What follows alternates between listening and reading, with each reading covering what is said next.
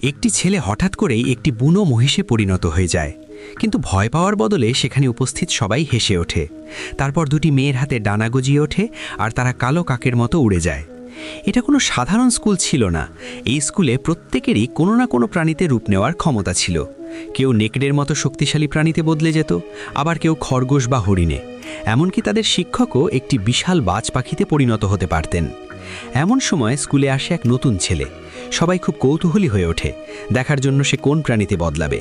হঠাৎ তার বাহুতে ঘন লোম গজিয়ে ওঠে এবং সে একটি মাউন্টেন লায়নে পরিণত হয়।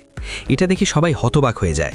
তার শক্তি পরীক্ষা করার জন্য শিক্ষক তাকে এমন এক মেয়ের সঙ্গে লড়তে বলেন যে ভালুকে রূপ নিতে পারে। সবাই ভেবেছিল ভালুটি হারবে, কারণ যদিও সে আকারে বড় ও শক্তিশালী, তবে মাউন্টেন লায়নের মতো দ্রুত নয়। কিন্তু অনেক রাউন্ড লড়াইয়ের পরেও ছেলেটি তাকে হারাতে পারে না। তার দুর্বলতা বুঝে শিক্ষক তার ট্রেনিং শুরু করেন।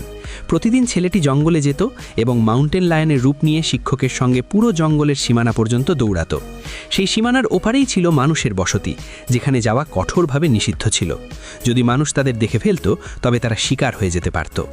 একদিন ছেলেটি যখন বিশ্রাম নিচ্ছিল, ঠিক তখনই তার মাথার ওপর দিয়ে একটি ড্রোন উড়ে যায়। শিকারীরা সঙ্গে সঙ্গে তাদের কুকুর ছেড়ে দেয়। ছেলেটি বিপদের আভাস পেয়ে দৌড়াতে শুরু করে, কিন্তু হঠাৎই সে বুঝতে পারে তার আসলে পালানোর কোনো দরকারই নেই।